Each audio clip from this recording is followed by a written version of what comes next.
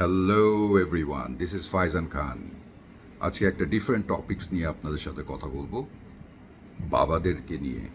বাবাদের কিছু না বলার কথা, an untold story about father. আমরা যখন ছোট ছিলাম, বাবাদের সেই কষ্টগুলো কোনোদিন বুঝতে পারি নাই। একটা বাবা ভোরবেলায় যখন জীবনযুদ্ধে বের হয়ে যেত, তখন আমরা বাচ্চারা শান্তিমতো ঘুমাতাম। একটা রিক্সা চালক কিন্তু বাবা, একটা ভ্যান গাড়ি চালায় সেও বাবা, একটা ডেইলি লেবার কনস্ট্রাকশন বিল্ডিংয়ে কাজ করে, মাথায় 10টা ইট নিয়ে 8তলা বিল্ডিংয়ে সিঁড়ি দিয়ে হেঁটে হেঁটে উঠে যায়, সেও বাবা। একটা বিজনেসম্যান কনফারেন্স রুমে বসে মিটিং করছে, সেও বাবা। তাদের জীবনে কত না ঝড় আসে, কত ঝড় না তাদের ফেস করতে হয়। এটা আকাশের ঝড় না, কিন্তু এটা জীবনের ঝড়। আজকে আমি বড় হয়েছি, আমারও ছেলে মেয়ে আছে, আপনাদেরও ছেলে মেয়ে আছে। এখন বুঝতে পারি বাবাটা কি আসলে।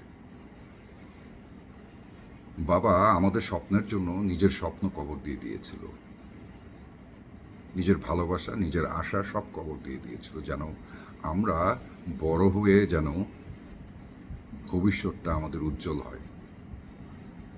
আমরাও ঠিক সেরকমই কাজ করে যাচ্ছি। একটা চাকরিজীবী সকালবেলা যায় চাকরি করতে, সিমিলারলি অন্য বাবারাও যে যার পেশাতে বের হয়ে যায়। যখন বাসায় আসে ক্লান্ত হয়ে, বাবারা কিন্তু তার সন্তানদের দিকে তাকিয়ে হাসি দেয়। আমরা যখন ছোট ছিলাম এবং আমাদেরও বাচ্চারা সেম ফিল করে যে বাবা বাসায় থাকলে সেফ, বাবা ইজ হিয়ার। এই বাবা আমি দেখেছি তার 2-3টা কাপড় পরে বছরকে বছর কাটিয়ে দিয়েছে, যেন আমাদের স্কুলের ইউনিফর্ম ঠিক থাকে। বাবা লাঞ্চ স্কিপ করতো, দুপুরে খাওয়াটা খেত না, যেন আমাদের টিফিন বক্সের খাওয়াটা ঠিক থাকে। আমাদের বাবারা আবদার করতাম, অন্যদের গাড়ি আছে আমাদের গাড়ি নাই কেন। বাবা ক্লান্ত থাকতো, কিন্তু হাসি মুখে বলতো যে হয়ে যাবে, কিন্তু ওই হাসির ভিতরে যে কত দুঃখ, এটা কোনোদিন আমরা বুঝতে পারিনি। এখন বাবা হয়ে বুঝতে পারি।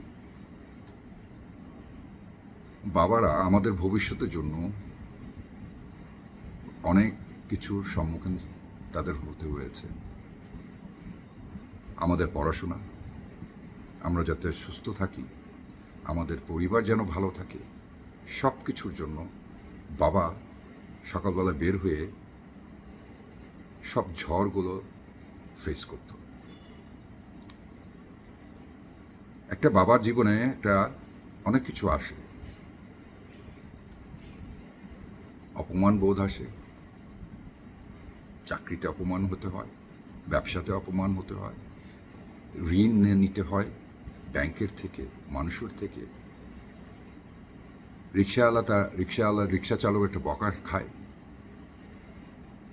ডেইলি লেবার গালি শুনে, কিন্তু কোনোদিন বাসায় এসে বউ বাচ্চাকে বলে না। এটা বাবা। বাবা কোনোদিন খালি হাতে ফিরতো না বাসায়, কিছু না কিছু নিয়ে আসতো। এটা বাবা। বাবা মেডেল পাওয়ার জন্য এসব কাজ করে নাই, এটা আমাদের ভবিষ্যতের জন্য করেছে। এটা বাবা। এখন বড় হয়ে বুঝি, যখন ছোটকালে ছিলাম তখন ভাবতাম বাবা একটা সাধারণ মানুষ, কোনো এক্সট্রা অর্ডিনারি কোনো পার্সন না, কোনো হিরো না। বাট এখন এসে বুঝি বাবা আমাদের ব্যাকবোন ছিল, বাবা আমাদের ছায়া হয়েছিল, বাবা আমাদের হিরো। এখন যখন আমরা বড় হয়ে গেছি, যখন আমরা চাকরি করি, ব্যবসা করি, বাবা কিন্তু এখনো বসে থাকে। একটা ফোনের আশায়, একটা খবর নেওয়ার আশায়, আমার ছেলে বা আমার মেয়ে আমার কোথায় আছে, তোমরা ঠিক আছো কি না, বাসায় গেছো কি না, এটাই বাবা। আজ যখন আমাদের বাচ্চারা আমাদের কাছে আবদার করে, কষ্ট হলেও আমরা ফুলফিল করার চেষ্টা করি। না পারলে আমরা কোনোদিন বলি না পারবো না, আশা দিয়ে রাখি, এবং ওই আশা নিয়ে দিনের বেলা বের হয়ে যাই যুদ্ধ করতে, জীবন যুদ্ধে। এটা বাবা।